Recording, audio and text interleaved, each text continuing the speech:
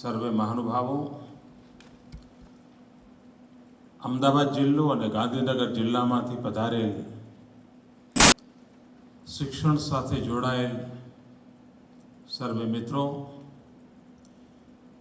અને આ જ કાર્યક્રમની સાથે અત્યારે ગુજરાતના બધા જ જિલ્લાઓમાં આવો જ કાર્યક્રમ ચાલી રહ્યો છે. મંત્રીમંડળના સૌ મારા સાથીઓ એ કાર્યક્રમમાં અત્યારે ઉપસ્થિત છે અને ટેકનોલોજીની મદદથી વિડીયો કોન્ફરન્સ દ્વારા રાજ્યના બધા જ જિલ્લામાં અત્યારે સૌ મિત્રો મારી વાત સાંભળી રહ્યા છે અને તેથી જિલ્લાને ખૂણે ખૂણે બેઠેલા એમને પણ હું આ સમારંભમાં યાદ કરું છું. સૌ મંત્રીમંડળના મારા સાથીઓને યાદ કરું છું. મિત્રો, દેશ ભ્રષ્ટાચારથી તંગ આવી ગયો છે. ચારે તરફ ભ્રષ્ટાચારના ભલભલાને હલાવી દે એવા સમાચારો રોજબરોજની ઘટના બની ગઈ છે અને લોકોના મનમાં પ્રશ્ન ઉઠે છે કે શું ભ્રષ્ટાચારને નાથી શકાશે? અને આજે જ્યારે હું શિક્ષક મિત્રોની ભરતીના કાર્યક્રમમાં આવ્યો છું ત્યારે આપણને બધાને ખબર છે મિત્રો, હિન્દુસ્તાનમાં સામાન્ય બાબત છે કે આ નોકરી લેવી એટલે આ ભાવ, આ નોકરી લેવી તો આ ભાવ, બદલી કરવી હોય તો આ ભાવ, એનું બજાર ચાલે. મિત્રો, હું ખૂબ હિંમત સાથે કહું છું કે આજે રાજ્યમાં 8,800 શિક્ષકોની ભરતીનો નિર્ણય થઈ રહ્યો છે અને ક્યાંયથી એક પણ ફરિયાદ, એક પણ કાણી પાઈના ભ્રષ્ટાચારની આવી નથી.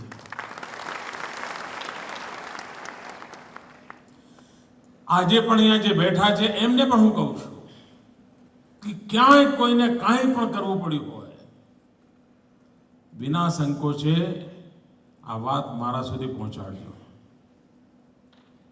મિત્રો, આ હિંમત મારામાં એટલા માટે છે કે જો એક વાર નિર્ણય કરીએ તો આ રોગચાળાથી આ દેશને મુક્ત કરી શકાય છે. એનું આ જીવતું જાગતું ઉદાહરણ મારી સામે બેઠું છે. પારદર્શક પદ્ધતિથી સરકારી નોકરીમાં ભરતી શક્ય છે. કાણી પાઈની લેતી દેતી વગર પૂર્ણ પારદર્શક પદ્ધતિથી બદલીઓ પણ થઈ શકે છે. અને મને સુખ છે મિત્રો, મારે કોઈ સગાવાલાની ચિંતા કરવાની નથી.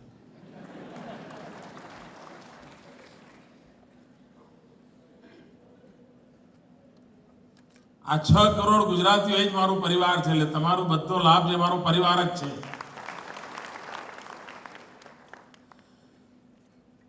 આપણે શિક્ષણને અગ્રતા ક્રમ આપી છે. ચીનમાં એક કહેવત છે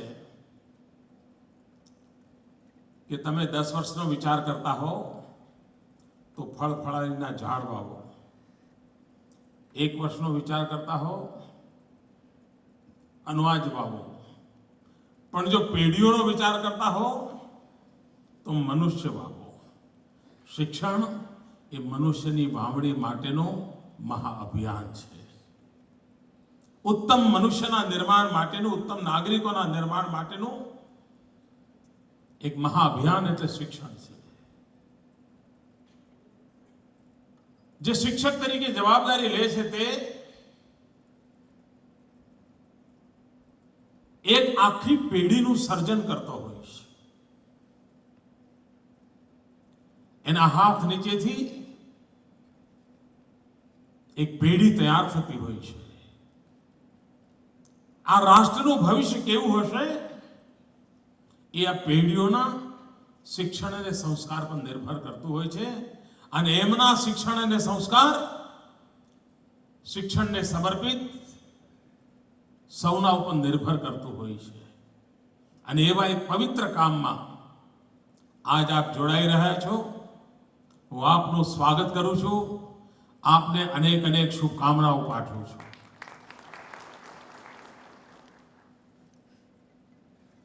બે 2001માં જ્યારે મેં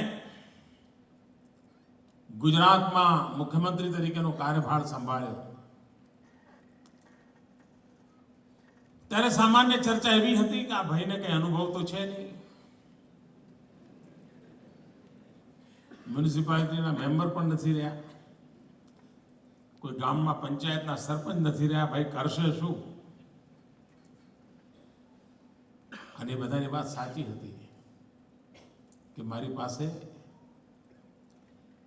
સરકાર ચલાવવાનો કોઈ અનુભવ નહોતો. સરકાર શું કહેવાય, વહીવટીતંત્ર શું કહેવાય, એની મને કોઈ ગતાગમ નહોતી. પણ મિત્રો, આજે ગુજરાત ગૌરવભેર કહી શકે છે કે સારી સરકાર કોને કહેવાય.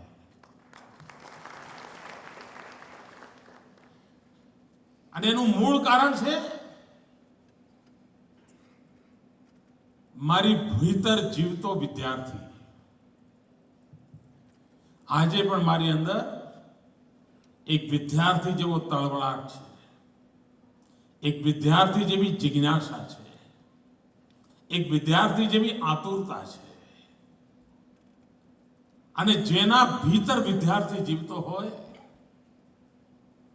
એની વિકાસ યાત્રા અતૂટ રહેતી હોય છે, અખંડ રહેતી હોય છે. અને મિત્રો, શિક્ષક તો જ સાચો શિક્ષક બની શકે જેની ભીતર વિદ્યાર્થીનો આત્મા વાસ કરતો હોય. જે પળે એમ માને કે હું હવે વિદ્યાર્થી મટી ગયો, હવે હું શિક્ષક થઈ ગયો, તો સમજવાનું કે વિદ્યાર્થી તો મટ્યો જ છે, શિક્ષક પણ મરી પરવાર્યો છે.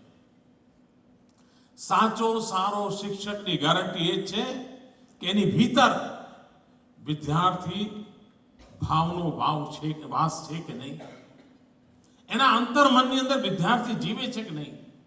એ જિજ્ઞાસા, એ તરવળાટ, એ ઉમંગ, એ ઉત્સાહ, એ જિજ્ઞાસા, આખું એ ભાવ જગત જે વિદ્યાર્થીની આસપાસ વીંટળાયેલું હોય છે, એ ભાવ જગત એની ભીતર તો જીવતું હોય. અને મિત્રો, વિદ્યાર્થીનો ભાવ ભીતર જીવે છે એનો અર્થ એ થયો કે આપણી સામે વિદ્યાર્થી તરીકે બેઠેલો વિદ્યાર્થી પણ આપણો શિક્ષક હોઈ શકે છે. એની પણ એકાદ વાત એવી હોય કે આપણે શીખવા જેવી હોય, એનું એક આચરણ પણ આપણા માટે શિક્ષક તરીકેનું કામ કરી જતું હોય. અને જ્યારે સર્વ દૂરથી જ્ઞાન પ્રાપ્તિ, માહિતીની પ્રાપ્તિ, અનુભવ જાણવાની પ્રાપ્તિ, આ બધો ક્રમ ચાલુ રહે તો ઉત્તમ શિક્ષક બનવાની પ્રક્રિયા નિરંતર ચાલ્યા કરતી હોય છે. પીટીસી કરી લીધું, બીએડ કરી લીધું, એમએડ કરી લીધું એટલે જીવનનો પૂર્ણ વિરામ નથી આવતો. ત્યાંથી તો એક આપણને સેન્સ ઓફ રિસ્પોન્સિબિલિટીનો ભાવ જાગે છે. હું બીએડ કરું, એમએડ કરું, એ કે અંતિમ નથી, એ પૂર્ણતા નથી.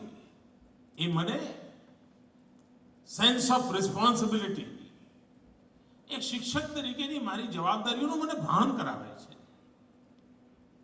અને એ માત્ર બીજારોપણ થાય છે એના આધારે મારી ભીતર ઉત્તમ શિક્ષકનો વટવૃક્ષ ઉગાડવાની જવાબદારી મારી હોય છે. નિત્ય અભ્યાસ દ્વારા મારે ખાતર પાણી નાખવા પડતા હોય છે. અને તો જ ઉત્તમ શિક્ષક બની શકાતો હોય છે. મેં એવા શિક્ષકો જોયા છે કે એમના પિતાજી શિક્ષક હોય, એ પણ શિક્ષક હોય, અને ભણાવવા આવે તો પિતાજીના જમાનાની નોટ લેતા આવે.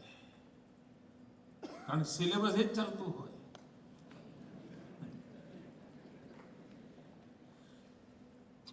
કોઈ વિદ્યાર્થી ક્યારે એ શિક્ષકને સ્વીકારી શકતો નથી. પણ જે શિક્ષક પ્રાણવાન હોય છે એની હાજરી માત્રથી ચૈતન્ય ઊભું થાય છે. એની મોજૂદગી જ માહોલને બદલી નાખે છે. તો એ શિક્ષક અસરકારક હોય છે, પ્રભાવક હોય છે અને પ્રેરક પણ હોય છે. મિત્રો, ઘણીવાર ઈશ્વરે શરીર સૌષ્ઠવ આપ્યું હોય તો પ્રભાવ તો પેદા કરી શકાય. મા બાપ પાસે પૈસા સારા હોય, કપડા સરસ પહેરીને પણ પ્રભાવ પેદા કરી શકાય. પણ પ્રભાવ પેદા થાય એટલે પ્રેરક બનાય એવું નથી હોતું. પ્રેરક તો જ બનાય જ્યારે જીવનની ભીતરથી કોઈ સાદ બીજાને સંભળાતો હોય,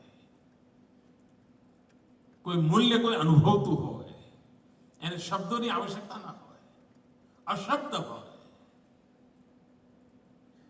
અને આ જો મનની અવસ્થા હોય તો આપણે આ કામને પાર પાડી શકતા હોય છે. 2001માં જ્યારે મેં યાત્રા શરૂ કરી કામની, શરૂઆતમાં જ્યારે મેં સરકારના અધિકારીઓને પૂછ્યું શું હાલ છે, એમાં કન્યા કેળવણી વિશે જ્યારે જાણ્યું ત્યારે મને આઘાત લાગેલો કે આપણા આ ગુજરાતમાં કન્યા કેળવણીની આ દશા. અને ત્યારથી આપણે એક અભિયાન ઉપાડ્યું. સરકારી પ્રાથમિક શાળાનું મહાત્મય વધે. હવે તો 8મા ધોરણ સુધી પણ સરકારી શાળા બની ગઈ છે. ગ્રાન્ટવાળી માધ્યમિક શાળાઓ છે, સરકારી શાળાઓ પણ છે. સમાજમાં એક હવા બની ગઈ છે કે સરકારી એટલે બધું નકામું. સરકારી હોસ્પિટલ ના જવાય, ખાનગીમાં જાઓ, વધારે પૈસા થાય તોય જાઓ. સરકારી બસમાં ના જવાય, જીપમાં 35 ભર્યા હોય તોય જવાનું. આ ભાવ બની ગયો છે. મિત્રો, એમાંથી વિશ્વાસ કેવી રીતે પેદા થાય? અને હું એના માટેનું ઉત્તમ ઉદાહરણ છું. મિત્રો, આ નરેન્દ્ર મોદી નામનું જે વ્યક્તિત્વ તમારી સામે ઊભું છે ને, એ સરકારી શાળાની પ્રોડક્ટ છે.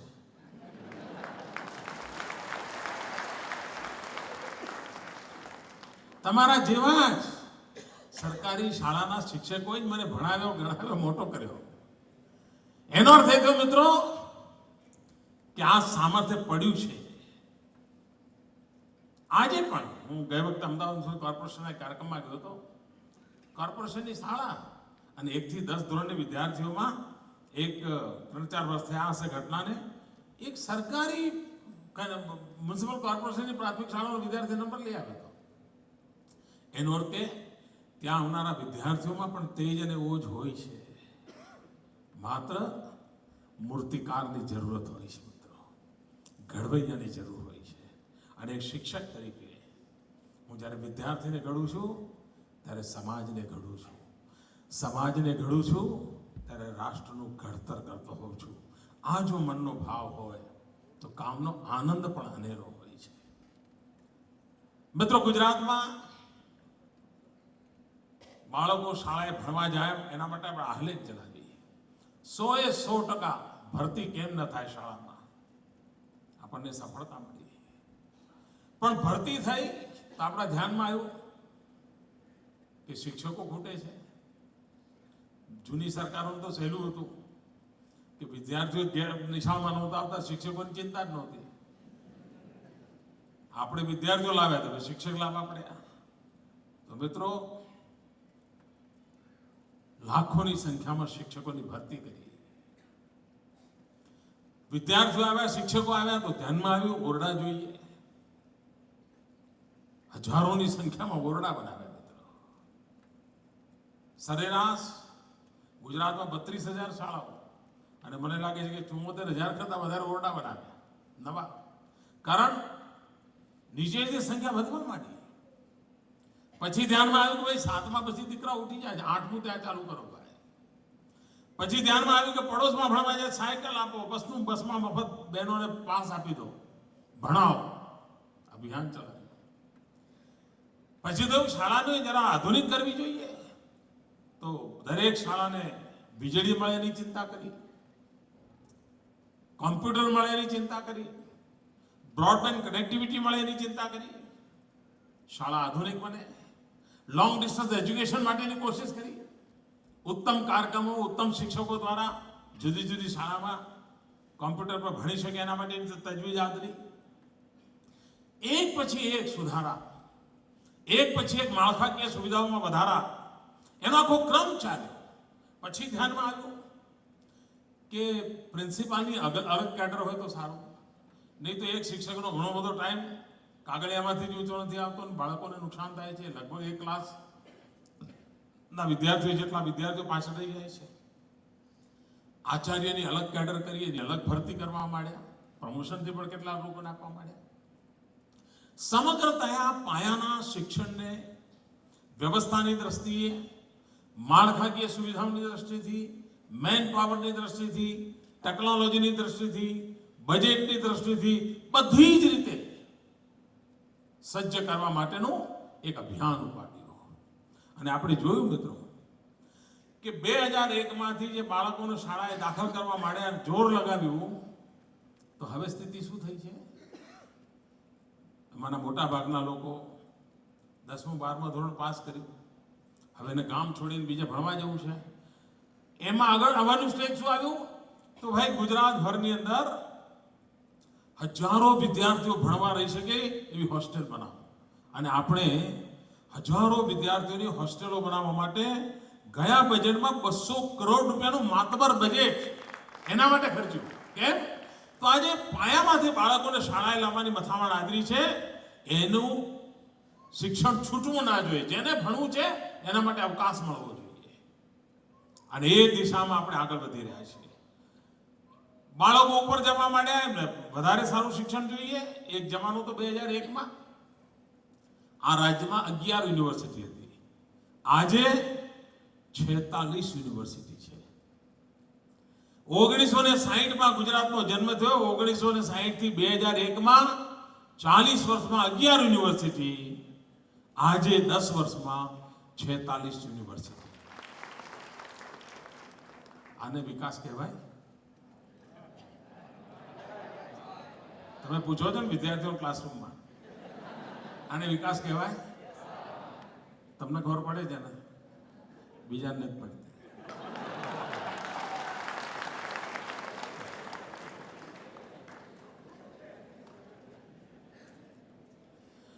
મિત્રો, શિક્ષણની પાછળ એટલું બધું ધ્યાન કેન્દ્રિત કર્યું છે આપણે, એટલા બધા અવનવા પ્રયોગો આદર્યા છે.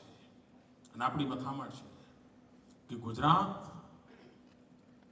એનું પાયાનું શિક્ષણ ઉત્તમ શિક્ષણ તરફ જાય. અને આ બધી વ્યવસ્થાઓ કરી પછી આપણે જોયું ભાઈ શિક્ષક છે, વિદ્યાર્થી છે, ક્લાસરૂમ છે, કોમ્પ્યુટર છે, વીજળી છે, પંખા છે, પાણી છે, પુસ્તક છે, બધું છે. બાળકની સ્થિતિ શું છે તો તપાસ કરો. મૂળ ભાઈઓ ક્યાં? અને એના માટે આપણે શરૂ કર્યો ગુણોત્સવ.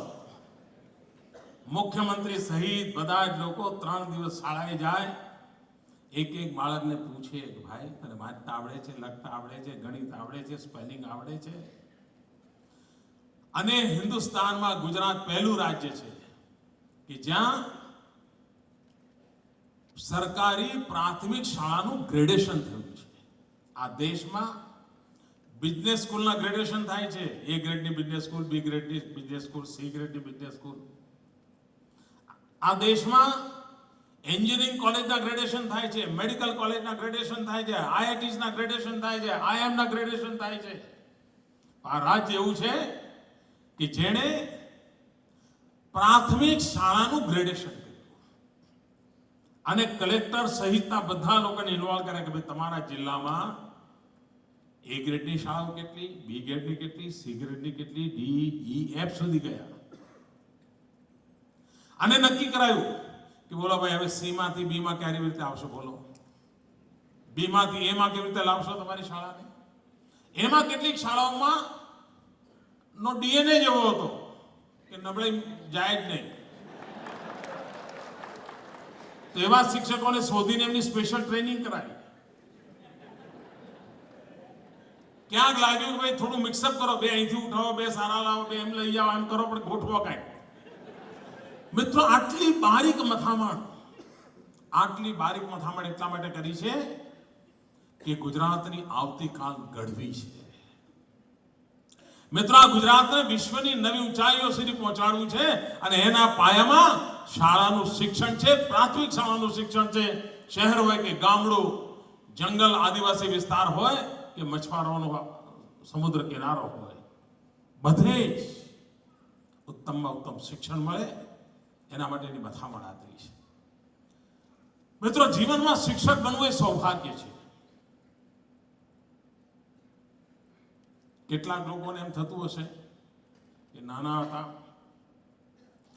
અને ઘરે મહેમાન આવે તો મમ્મી પપ્પા અમને ભાઈ બહેનને ઊભા કરી દે અને મહેમાનને ઓળખાણ કરાવે ત્યારે તો જો 5મા ધોરણમાં આવ્યા ના હોય, અને ડૉક્ટર બનાવવાનો છે અને એન્જિનિયર બનાવવાનો છે, મગજમાં ભર્યું હોય. અહીંયા બેઠેલા લગભગ બધાના મગજમાં હશે કે ડૉક્ટર બનવાની મા બાપની ઈચ્છા હતી, એન્જિનિયર બનવાની ઈચ્છા હતી, બની ગયા શિક્ષક.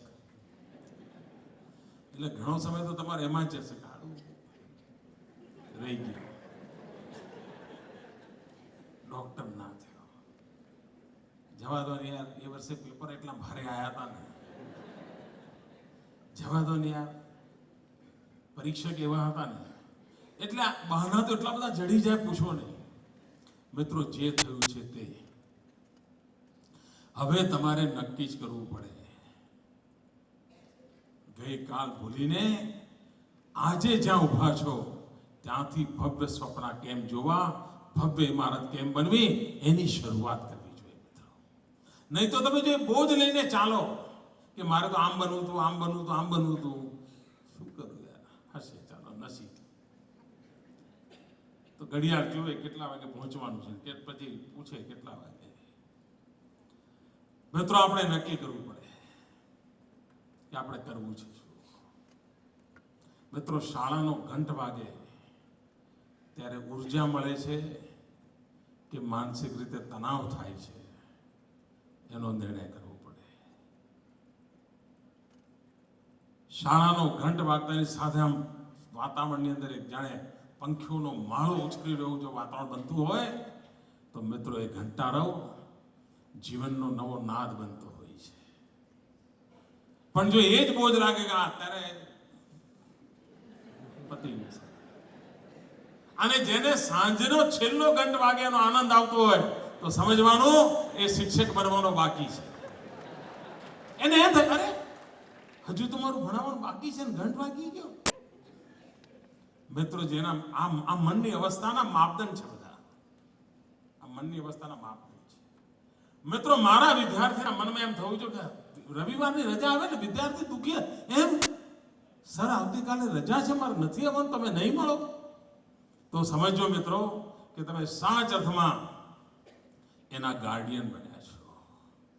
પણ જો શનિવારે નિશાળ છૂટવાનું, હાઈશ સોમવારે આવીશું, તો સમજો મિત્રો, એ શાળાનું મકાન નહીં, એ મુખ્યમંત્રી નહીં, એ બજેટ નહીં, એ શિક્ષણ વિભાગ નહીં, એના માટે કોઈ જવાબદાર હોય તો શિક્ષક છે. જો ઉમંગથી બાળકો આવે છે તો એનો યશ કોઈ મુખ્યમંત્રી નથી જતો, એનો યશ સરકારનું બજેટ પર નથી જતો, એનો યશ એ શિક્ષકને જાય છે, જેણે પોતાનો જીવ બાળકમાં રેડ્યો છે. જો આ ભાવથી શિક્ષક તરીકેની ભૂમિકા નિભાવીશું તો મિત્રો, મને વિશ્વાસ છે આવતીકાલના ગુજરાતના જે સપના સજ્યા છે એ સપનાને પૂર્ણ કરવા માટેનું સામર્થ્યવાન માનવબળ આપના દ્વારા નિર્માણ થશે. એક અર્થમાં આપ સાચા ગુજરાતના ઘડવૈયા બનશો, એવી મારી આપ સૌને શુભકામનાઓ છે. ગુજરાતના બધા જ ખૂણાઓમાં જે મિત્રો બેઠા છે, દરેક જિલ્લાઓમાં બેઠા છે, આજે જેમને આ નોકરી માટેના પત્રો મળવાના છે, એ સૌ મિત્રોને મારી ખૂબ ખૂબ શુભકામનાઓ છે. અને મને ભરોસો છે કે બધા જ આ રાજ્યના ઘડતર માટે પોતાનાથી બનતો બધો જ પ્રયત્ન કરી છૂટશે એવી શુભકામનાઓ સાથે જય જય ગરવી ગુજરાત.